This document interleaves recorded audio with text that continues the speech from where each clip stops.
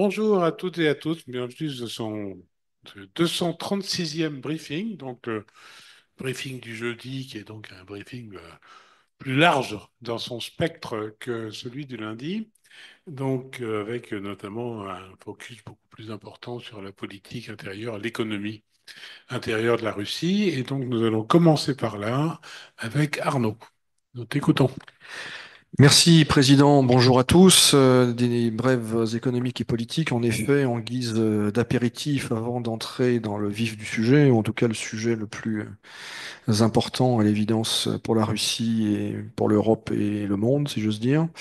Tout d'abord, l'inflation. On en parle régulièrement. Il est force est de constater qu'elle ne faiblit pas. En rythme annuel, elle se situe aujourd'hui à 10,06%. Euh, donc on verra ce que décidera la Banque de Russie le 21 mars lors de la prochaine réunion de ses directeurs. Une hausse des taux semble improbable politiquement, mais le problème de l'inflation, on le voit, reste entier. Euh, la pauvreté, qui, d'après Rostat, a reculé à 7,2% de la population fin de 2024. Euh, euh, 10 millions, 10,5 millions de personnes seraient concernés. La revalorisation, par ailleurs, des pensions, enfin des minimums retraites en Russie, une revalorisation de 14,5%, donc ça va au-delà de l'inflation, et cela concerne plus de 4 millions de personnes. Quelques mots sur la vie des entreprises russes, avec Gazprom qui s'apprête à émettre des obligations libellées en yuan et à les placé à Hong Kong. Euh, Par ailleurs, Sberbank, qui continue à faire d'énormes bénéfices sur les 2 premiers mois de l'année, janvier et février. Le groupe dirigé par German Greff enregistre un bénéfice net de 267 milliards de roubles, c'est pratiquement 3 milliards d'euros. Enfin, un petit chiffre du commerce extérieur, les échanges entre la Russie et la Chine se tasse quelque peu, puisque toujours sur les 2 premiers mois de l'année, les douanes relèvent un recul de 7,1%. Enfin, un chiffre qui me paraît significatif de l'évolution du marché russe, mais également des pratiques commerciales et de consommation ici, plus 37% pour les ventes sur Internet en 2024. Aujourd'hui, 20% des ventes de détail en Russie se font via Internet. Et cela représente 11 300 milliards de roubles, c'est-à-dire pratiquement 120 milliards d'euros. Donc cette tendance, elle est là, elle est bien là et elle se poursuit. Quelques mots de politique intérieure avec le ministre de l'Intérieur, M. Kolokoltsev, qui a précisé la semaine dernière que 685 000 personnes se trouvaient euh, dans le registre des personnes contrôlées. De quoi parle-t-on? On parle des individus étrangers ayant enfreint la législation russe, alors soit sont entrés clandestinement en Russie, soit ne sont pas partis au terme de leur visa, etc., etc. Donc il y a aujourd'hui 685 000 personnes dont les autorités savent qu'elles sont en situation irrégulière, ce qui veut dire qu'il y en a en réalité sans doute plus. Un sondage du FTSIOM sur la Crimée, dont on parle moins ces derniers temps, 86% des répondants jugent, enfin se disent favorables au rattachement de la Crimée il y a 10 ans. Rattachement, c'est le terme consacré en russe. Et 73% estiment que cela a apporté plus de choses positives que négatives pour la Russie.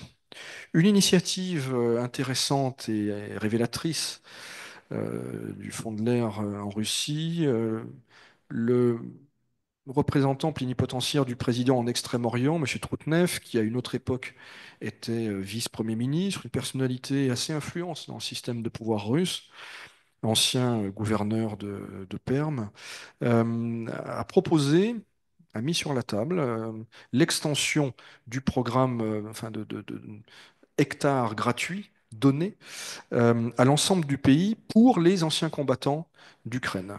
Et le Kremlin a manifesté son intérêt, en tout cas, a dit qu'il réfléchirait à cette proposition. Donc il s'agirait d'offrir un hectare à tout ancien combattant d'Ukraine le désirant. Quelques mots du Parti communiste qui doit se réunir en congrès, on le sait maintenant, le 5 juin, et contre toute attente, et je fais amende honorable, il semblerait que M. Zyuganov n'ait pas l'intention de céder sa place et qu'il continuera pour un nouveau mandat. Je rappelle qu'il est âgé de 81 ans. Mais il a toutes ses dents et bon pied, bon oeil. Il faut tout de même le souligner. Quelques mots maintenant de M. Shoigu. Lui aussi, on en parle un peu moins ces derniers temps. Alors, M. Shoigu est allé en Chine, ce qui était intéressant il y a une dizaine de jours. Je crois qu'Igor en avait parlé, mais on voit quand même que ses positions, son influence à Moscou continue de décroître depuis son éviction du ministère de la Défense. Et la dernière illustration de ce recul, c'est la non-nomination au poste de sénateur de la République de Touva, dont il est originaire et qui est en quelque sorte son fief, où, rappelons-le, il amenait régulièrement le président Poutine en vacances. Eh bien, la non-nomination au poste de sénateur de la République de Touva de son ancien adjoint, le général Tsalikov. On peut dire que ce n'est pas grand-chose, que Touva, c'est pas grand-chose, qu'un sénateur en Russie n'a pas beaucoup d'influence, mais ce qui compte, encore une fois, c'est le fait que M. Shoigu n'ait plus la main et ne soit plus en mesure d'imposer ce type de nomination à Moscou. Enfin, un dernier mot de la région de Toula, qui a annoncé la mise en place d'une allocation, euh, d'une prime maternité pour les mères faisant leur premier enfant avant 25 ans. Pour les maternités précoces, 1 million de roubles, payable en une seule fois, ce qui confirme ce qu'on évoquait précédemment ici, c'est-à-dire un début de compétition régionale entre les régions pour les naissances. J'avais, je crois, évoqué Vologda, une région dont on parle beaucoup ces dernières semaines, qui, elle aussi, met en place un système euh, de primes pour les personnes venant accoucher dans la région de Vologda. Euh, euh, bon, on sait que l'administration présidentielle est de plus en plus sensible à cet indicateur de natalité dans les régions.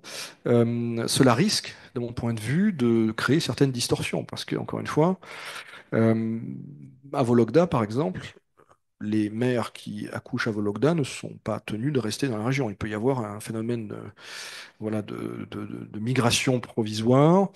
Espérons que tout ça ne se termine pas aussi piteusement que ce qu'on avait vu, et Pavel, en bon historien, pourra en parler, en 60-61, dans la région de Rizagne, à la grande époque de Khrushchev.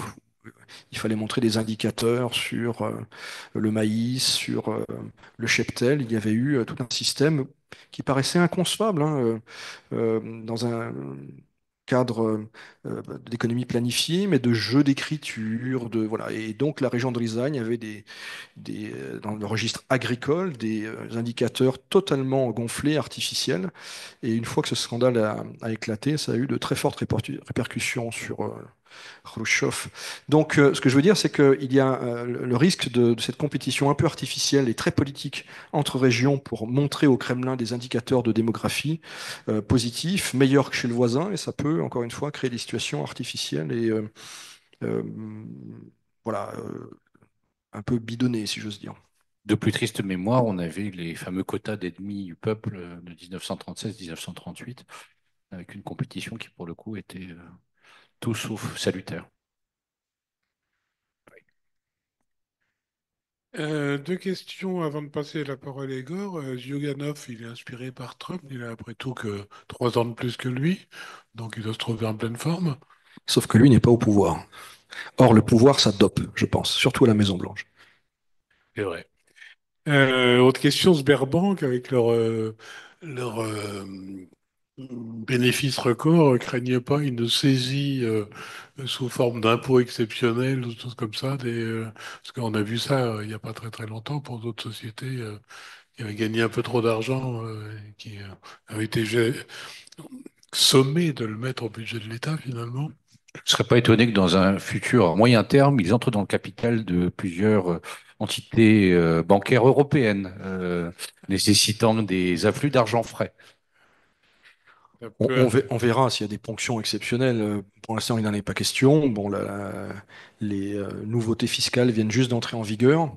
Ponction n'est pas raison. Ponction n'est pas raison. On va en parler à Bercy. Et d'ailleurs, les chiffres des rentrées fiscales globales, pas seulement hydrocarbures, sur janvier et février, sont à un niveau record. Donc pour l'instant, l'État russe n'a pas besoin d'argent, ça peut arriver, et l'expérience montre effectivement que nul n'est à l'abri. Et on se souvient qu'en 2023, Gazprom, par exemple, avait été très lourdement surimposé. Je pensais à cet exemple précis. Voilà. Bien, bon, on va passer maintenant à l'international. Alors, je crois qu'il y a pas mal de choses qui se sont passées à la fois du côté de Riyad, mais aussi à Moscou. Donc, Igor, on t'écoute. Alors, je crois que la liaison est pas extraordinaire. Donc, par le haut et fort, il risque d'avoir des petits gels d'image, mais apparemment, le son fonctionnait. Donc, on va voir. C'est à toi. Merci, Président. Bonjour à tous. Alors, effectivement, les deux gros sujets sont la réunion entre les négociateurs américains et ukrainiens à Jeddah, en Arabie Saoudite, et la situation à Koursk de ces dernières 24-48 heures. Alors, je vais commencer par l'Arabie Saoudite, où les négociateurs américains et ukrainiens se sont donc retrouvés pour discuter notamment d'un projet de cessez-le-feu, un projet de trêve qui a été élaboré à l'issue de 9 heures de négociations entre les deux équipes. Euh, le projet de trêve donc est un projet de cessez-le-feu intégral, je rappelle pour 30 jours, potentiellement reconductible. Je rappelle que M. Zelensky, au début du mois de mars, avait proposé, s'était rallié, on va dire, plutôt à l'idée d'un cessez-le-feu des opérations dans les airs, des opérations en mer Noire et sur les opérations contre les infrastructures énergétiques. Donc, c'était un cessez-le-feu qui était beaucoup plus, j'allais dire, localisé en quelque sorte. Et finalement, les Américains sont donc parvenus à imposer aux Ukrainiens d'accepter non pas un cessez-le-feu partiel, mais l'idée d'un cessez-le-feu intégral de 30 jours. Le communiqué final de cette réunion, hein, donc entre Américains et Ukrainiens, rappelle par ailleurs que le projet d'accord sur les ressources minérales de l'Ukraine devrait être signé dans les meilleurs délais, hein. C'est à peu près le plus vite possible, hein. C'est la terminologie qui est expliquée. Et à la demande de la délégation ukrainienne, il a été fait mention que les partenaires européens devraient être impliqués dans le processus de paix, hein. Ça aussi, c'est la formulation qui est employée dans ce communiqué final. Et donc, ça arrive en fin de communiqué ou pratiquement. Donc, voilà, ce qui est arrivé à Jeddah. Donc, désormais, l'idée, c'est que pour Trump, c'est que les Russes acceptent ce projet de trêve. Alors, quelles sont les premières réactions côté russe? On a vu beaucoup de scepticisme. M. Peskov a parlé tout de suite après du fait qu'il ne fallait pas se précipiter, hein. Ce sont à peu près les termes qu'il a employés. Je rappelle que la Russie a toujours été opposée, hein, à l'idée d'un cessez-le-feu, qu'elle a toujours considéré qu'un cessez-le-feu serait plus avantageux pour l'Ukraine que pour les forces russes, pour la simple raison qu'elle permettrait aux forces ukrainiennes de souffler, hein, de reprendre leur souffle, de se regrouper.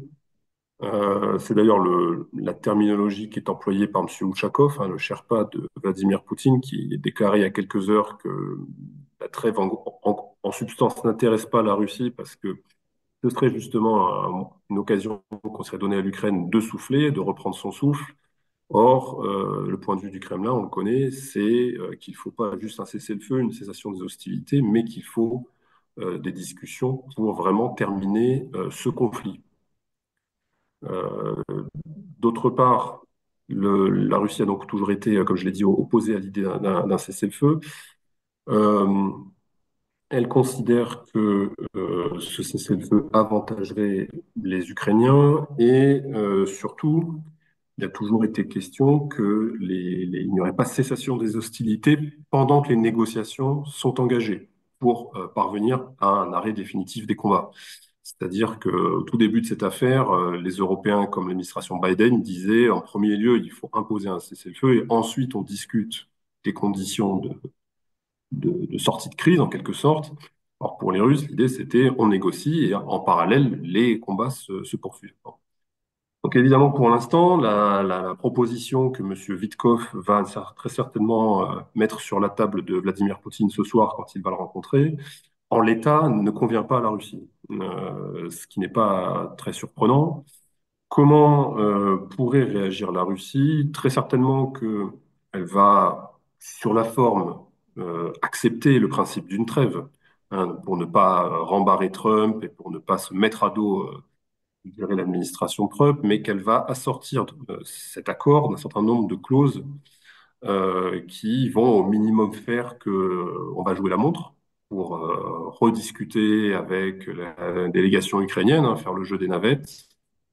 Parmi les clauses qui sont évoquées ça et là, c'est notamment le fait que les Américains doivent de nouveau suspendre leur aide militaire à l'Ukraine, puisque l'administration Trump a affirmé tout de suite après la rencontre de Jeddah que l'aide militaire à l'Ukraine était réactivée, que le partage de renseignements était réactivé, hein, ce qui est un peu la carotte qu'utilisent les Américains pour stimuler les réactions avec les discussions avec les Ukrainiens. Et évidemment que ça accrédite la perception russe que bah, tout cessez-le-feu va permettre aux Ukrainiens de reprendre leurs forces, de se réarmer, de se rééquiper, de se reposer, pour, de manière un petit peu inéluctable dans cette vision russe, que les combats reprennent de plus belle ensuite. Donc probablement qu'ils vont accepter le principe, mais assortir cet accord, semble de contraintes, de clauses, hein, qui auront pour effet de prolonger les discussions, qui vont pas durer 48 heures, mais plusieurs semaines, peut-être plusieurs mois, hein, avant qu'on arrive à quelque chose de peut-être tangible. Ce qui m'amène donc au deuxième point, qui est la visite de Vladimir Poutine hier à Koursk, hier soir, hein, habillé en uniforme, treillis, hein, qui est aussi quelque part une réaction de la Russie à ce qui s'est passé à Jeddah. C'est pas anodin que le président russe se livre à cet exercice qui va au-delà de l'exercice de communication. Dans la région de Koursk, c'est quand même la première fois qu'il se rend au front, entre guillemets, en tout cas à proximité du front. C'est la première fois qu'il est revêtu, habillé en uniforme. Alors, mis à part les excursions avec M. Shoigu dans la République de Touva pour aller chasser ou pour aller pêcher, hein, où il était habillé effectivement en treillis, etc. Mais c'est la première fois qu'il apparaît, entre guillemets, en chef de guerre auprès de M. Gerasimov, d'ailleurs, donc sur une zone proche de la zone des hostilités. Et donc, c'est aussi une forme de réponse, je pense, de la Russie face à ce qui s'est passé à Jeddah. C'est aussi une forme de réponse aux premières voix qui se sont élevées, notamment à la Douma, mais pas seulement, pour mettre en garde contre toute précipitation à conclure un cessez-le-feu qui serait imposé par les États-Unis et en gros à mettre en garde contre ce qu'on appelle le Dagavarniak, hein, en russe, c'est-à-dire qu'on va s'entendre sur le dos des combattants au front, le coup de couteau dans le dos et qu'on va leur voler la victoire. Donc c'était un moyen, je pense, pour le Kremlin aussi de rassurer cette mouvance Z, hein, l'aile ultra-patriote, qui redoute, dès qu'il y a des bruits de discussions de couloir entre Russes et Américains, qu'on trahisse leur cause, enfin la cause, hein. Euh, donc c'était effectivement les deux éléments que je voulais aborder, Gilles, et puis bon, ben, on prend les questions maintenant, qui doivent être nombreuses. Oui. Est-ce que justement, il y a cette frange ultra-nationaliste, la frange Z, qui a des arguments que tu exposais, mais est-ce qu'ils sont minoritaires? Est-ce qu'il n'y a pas une plus grande partie de la population qui souhaite voir s'instaurer un cessez-le-feu et arrêter de voir les soldats mourir au front? Est-ce que c'est quelque chose qui peut avoir une dimension politique forte dans les jours à venir? Ouais, oui, alors ils sont minoritaires, mais ils sont pas marginaux. C'est-à-dire que je pense qu'on peut estimer à entre 10 et peut-être 15% tout au plus cette mouvance, hein, en termes de positionnement d'opinion. Une fois de plus, on regarde à Moscou, ils sont presque invisibles. Enfin, c'est pas des gens forcément gros, mais dès qu'on sort de Moscou, on voit tout à fait un autre paysage, et avec des gens qui sont beaucoup plus visibles d'une part, et d'autre part, il y avait des porte-voix emblématiques. On a parlé de Prigogine on en a parlé plusieurs fois, qui était le plus bruyant hein, de ces porte-voix, Monsieur Strelkov qui est en prison, qui en fait partie. Donc, ils sont quand même très, je pense, encadrés, surveillés, en prison ou au front, ou morts, pour M. Prigogine. Donc ça, évidemment, c'est un élément dont le pouvoir doit tenir compte, mais on a cité plusieurs sondages au cours des précédentes séances avec Arnaud qui montrent que l'opinion publique russe est quand même dans sa majorité prête pour la paix. Hein. On a des sondages de l'Evada et de d'autres centres qui montrent de manière à peu près régulière, en réalité, depuis plusieurs années maintenant, que les Russes, demain, sont prêts, si jamais on leur propose, si jamais le Kremlin arrive et met sur la table un projet de paix. La question, c'est à quelles conditions? Les Russes sont pas prêts à accepter la paix à n'importe quelle condition. Ils sont pas prêts à ce qu'on rende la Crimée pour avoir la paix. Ils sont pas prêts à ce que l'Ukraine rentre dans l'OTAN pour avoir la paix. Ils sont pas prêts à ce que la Russie rende les territoires annexés en septembre 2022 pour avoir la paix. Donc ils sont quand même sur une perception de la paix qui est proche de celle de la capitulation de l'Ukraine en réalité et qui est celle que le Kremlin, évidemment, sur laquelle le Kremlin se positionne pour l'instant. Alors, tu voulais rajouter? Petite chose pour rebondir sur ce que a dit Igor. Premièrement, sur les discussions qui vont s'ouvrir ce soir, qui pourraient durer des jours. Effectivement, c'est pas à prendre ou à laisser comme ça. Les discussions ne font que commencer. Le marchandage ne fait que commencer dans ce triangle Russie, Ukraine, États-Unis. Il me semble que l'un des objectifs, alors Igor a souligné que la Russie allait énoncer ses conditions, et la conséquence de tout ça, c'est que la balle, finalement, va repartir côté ukrainien. On entend depuis 3 jours que la balle est maintenant dans le camp des Russes. L'un des objectifs des échanges de ce soir, et peut-être de la conversation téléphonique de demain ou de ce week-end entre Trump et Poutine, puisqu'on en parle beaucoup à Moscou, c'est de non seulement, me semble-t-il, de réexpliquer le point de vue russe, mais aussi de renvoyer la balle côté ukrainien. Alors pour revenir à ta question sur la société russe, cette demande de paix, oui, alors je suis entièrement d'accord avec ce que vient de dire Igor. La société russe est prête pour la paix, mais pas à n'importe quelle condition. Et pourquoi c'est la perspective d'un cessez-le-feu provisoire, même provisoire, est problématique pour Poutine? Parce qu'il comprend très bien que le cas échéant, au bout de 30 jours, il sera très difficile de reprendre les combats si jamais il a le sentiment de s'être fait avoir, si l'Ukraine ne joue pas le jeu, et tout à fait possible comme scénario, ça s'est déjà vu, disent certains, y compris des diplomates français, en privé en tout cas. Donc voilà, donc une fois que ça s'arrête, il y aura, je pense, un immense soulagement euh, en Russie, majoritaire, et le pouvoir sait que faire accepter une reprise des combats serait extrêmement difficile. Ce qui me fait dire que avant d'accepter ce scénario-là, il va avoir besoin de garanties très sérieuses pour justement ne pas être placé dans une situation qui l'obligerait soit à manger son chapeau, soit à entreprendre une reprise des combats dans 30 jours qui serait très difficile à assumer politiquement. Alors, la question que nous posent un de nos auditeurs fidèles et que tout le monde se pose, c'est et si Poutine dit non au cessez-le-feu? Donc, je pense que la question, c'est là, visiblement, les Américains ont fait plier les Ukrainiens pour qu'ils acceptent cette idée, cet cessez-le-feu global. Donc, pour eux, ça va être aussi une question un peu, non pas d'honneur, mais enfin de faire respecter ça du côté des Russes. Quels sont les leviers qu'ont les Américains pour faire accepter cette idée?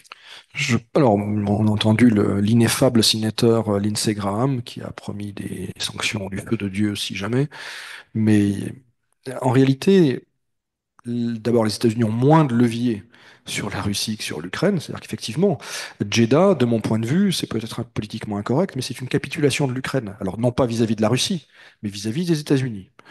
Hum. Je ne pense pas que Trump soit dans la même optique à l'égard de la Russie. D'abord parce qu'il ne peut pas la faire capituler.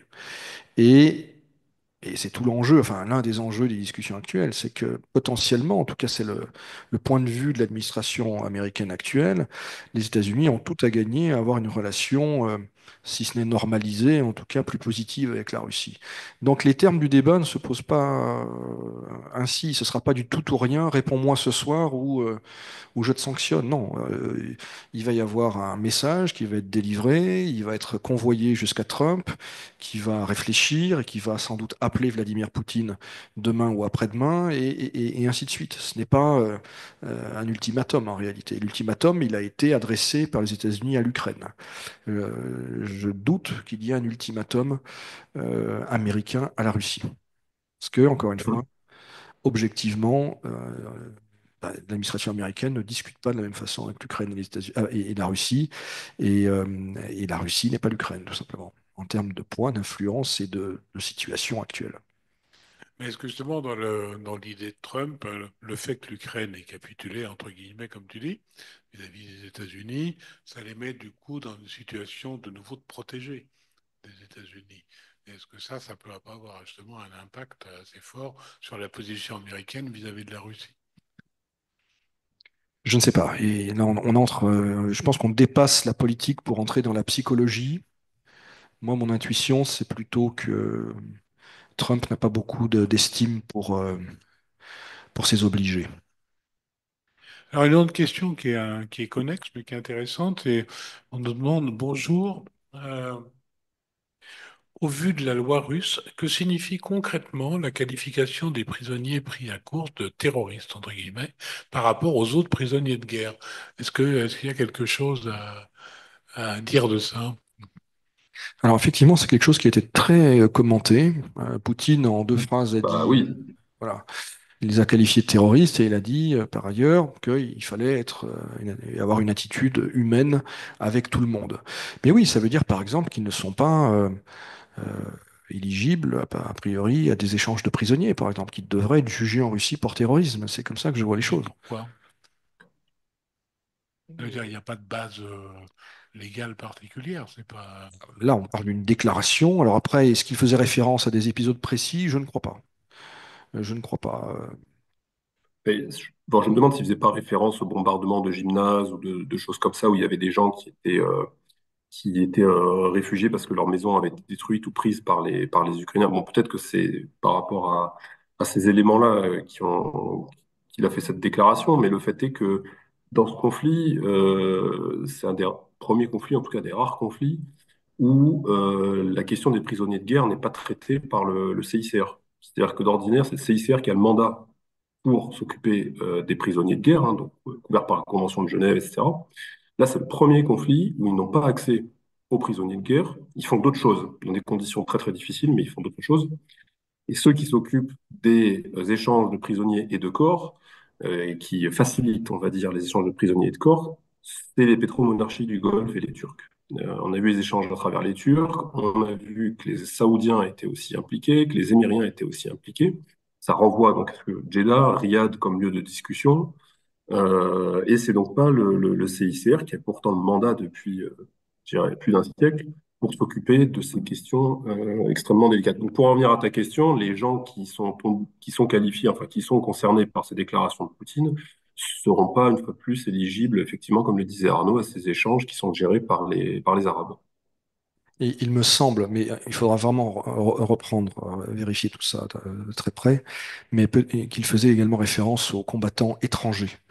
C'est-à-dire non pas aux Ukrainiens, mais aux mercenaires étrangers qui seraient faits prisonniers par l'armée russe dans la région de Koursk. D'accord. Mais d'ailleurs, pour rebondir là-dessus, pourquoi est-ce que c'est pas le CICR qui s'occupe de ça? Ou et donc, est-ce que aussi cette qualification de terroriste, enfin, de ne pas traiter ces gens comme prisonniers de guerre, c'est une violation de la Convention de Genève ou pas?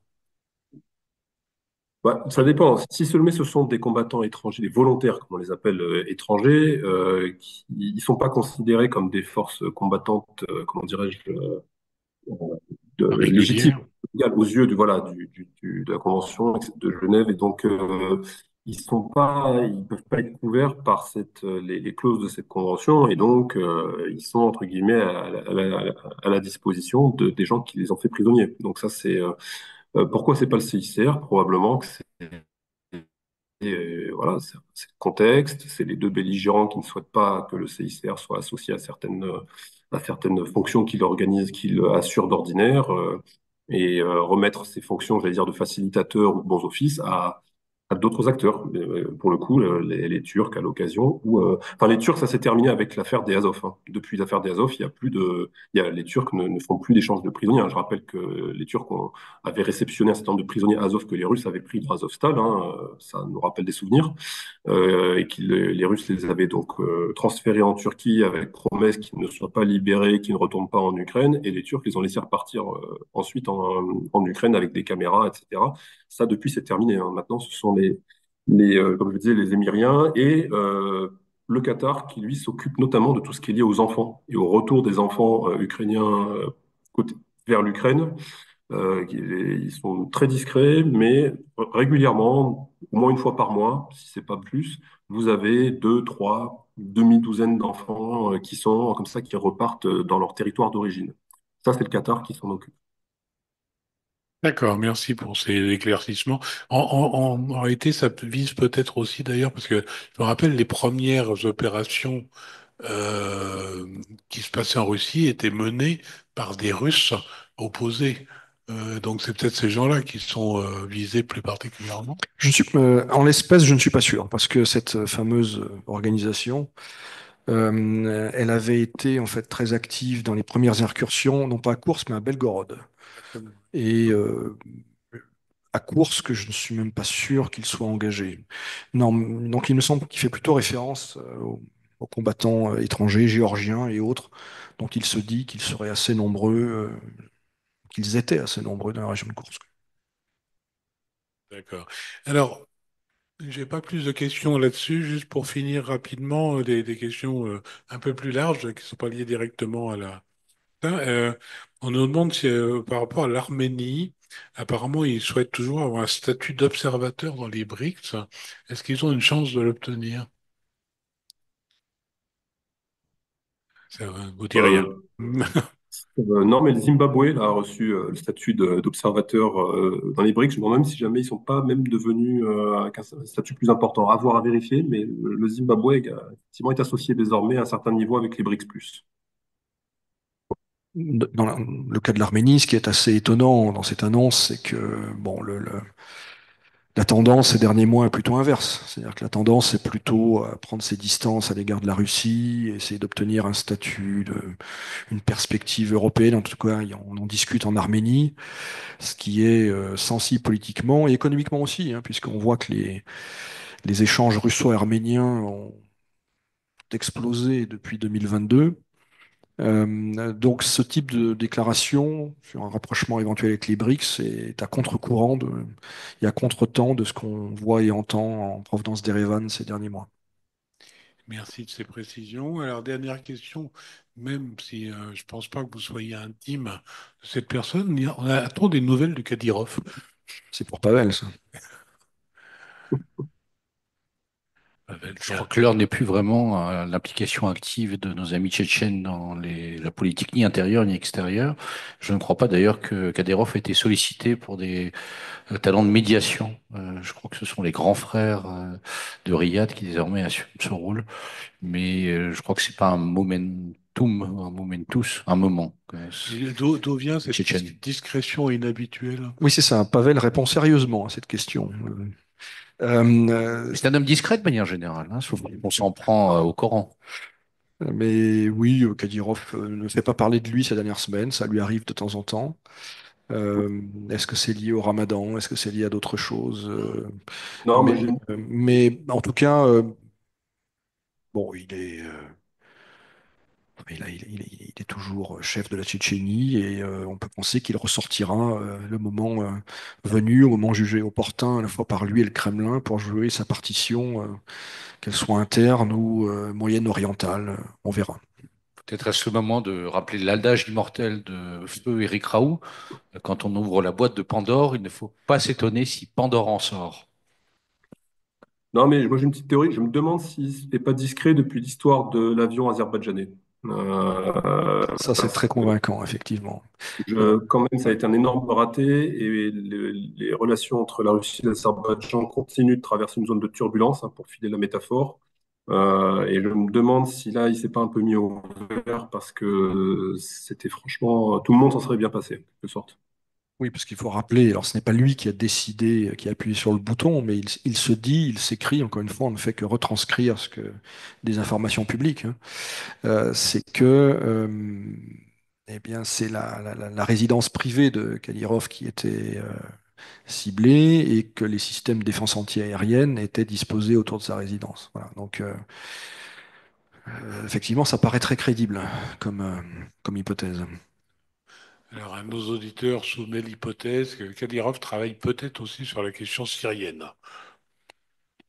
Question syrienne, c'est intéressant. Alors, là, je ne veux pas faire des heures supplémentaires à Igor, mais ce qui se passe en Syrie est important en soi, c'est tragique en soi, et on a confirmation, puisqu'il y a des photos satellitaires, qu'il y a beaucoup, des centaines, voire des milliers de personnes, des civils alaouites, réfugiés sur la base aérienne de Khmeimim, silence radio à Moscou, on n'en parle pas.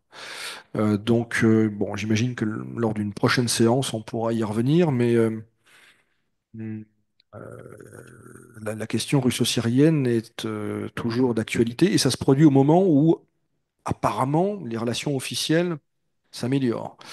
Il n'est plus du tout question d'une évacuation de la base, des bases, etc., etc. Donc il se passe des choses, mais on en parle très peu. Donc oui, on pourrait y revenir dessus le moment venu, lorsque l'actualité sera un peu moins concentrée autour de l'Ukraine.